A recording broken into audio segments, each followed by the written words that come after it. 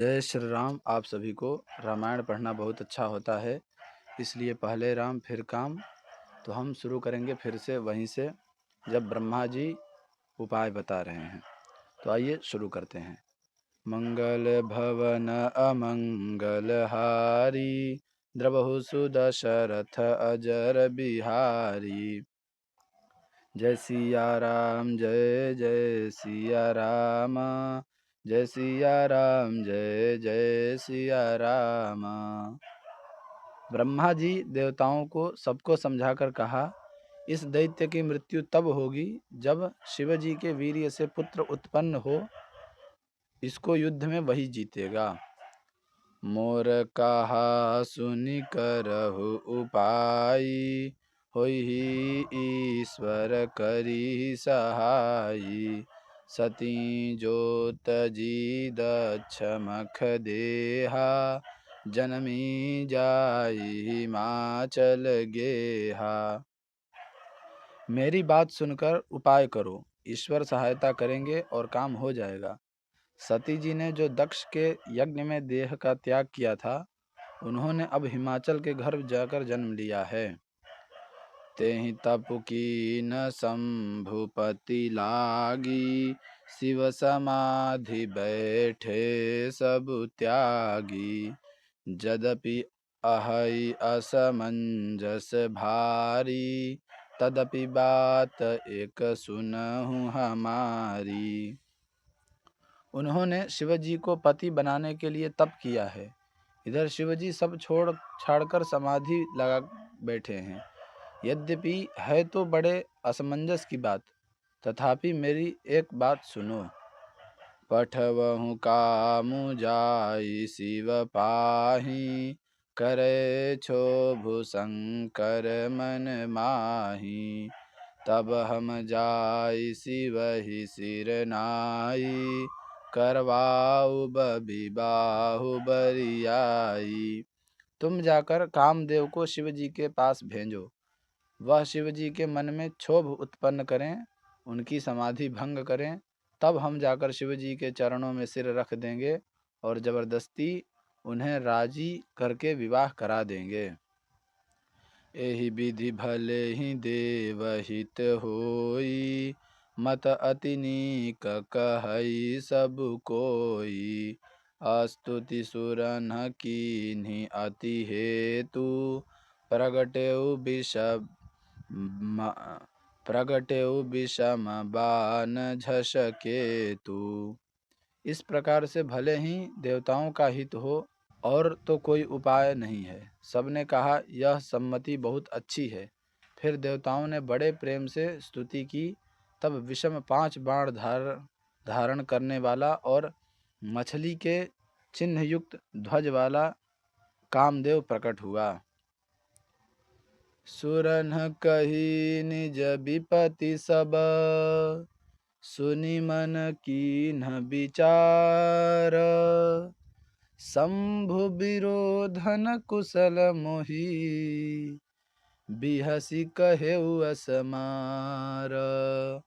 देवताओं ने कामदेव से अपनी सारी विपत्ति कही।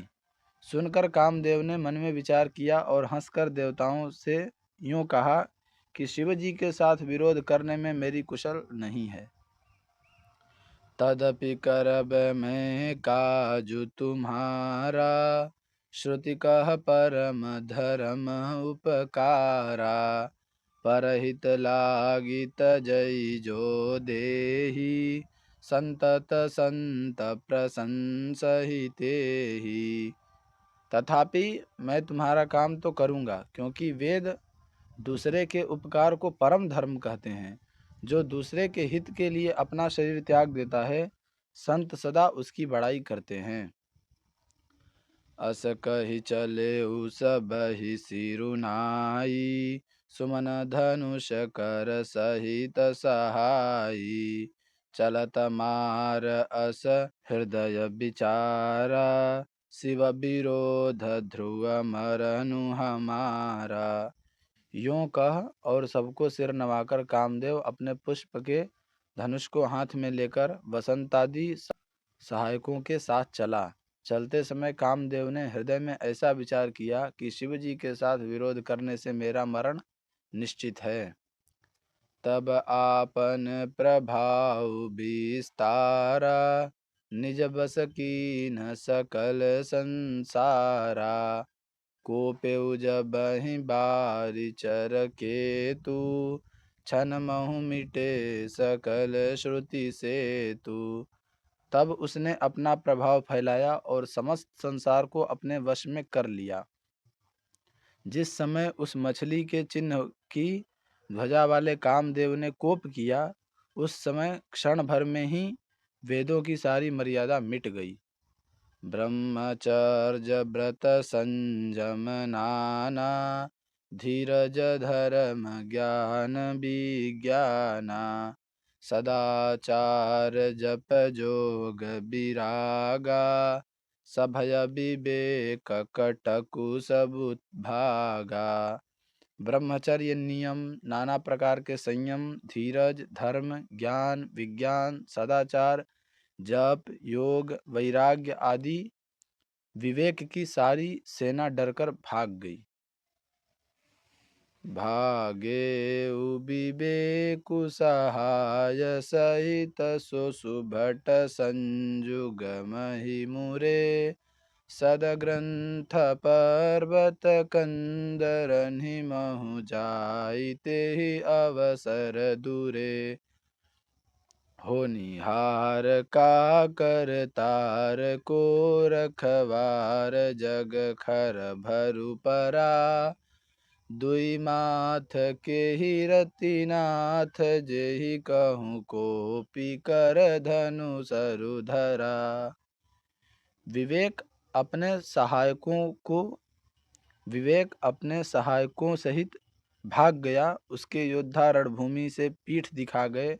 उस समय वे सब सदग्रंथ रूपी पर्वत की कंदराओं में जा छिपे, अर्थात ज्ञान, वैराग्य, संयम, नियम, सदाचार आदि ग्रंथों में ही लिख रह गए।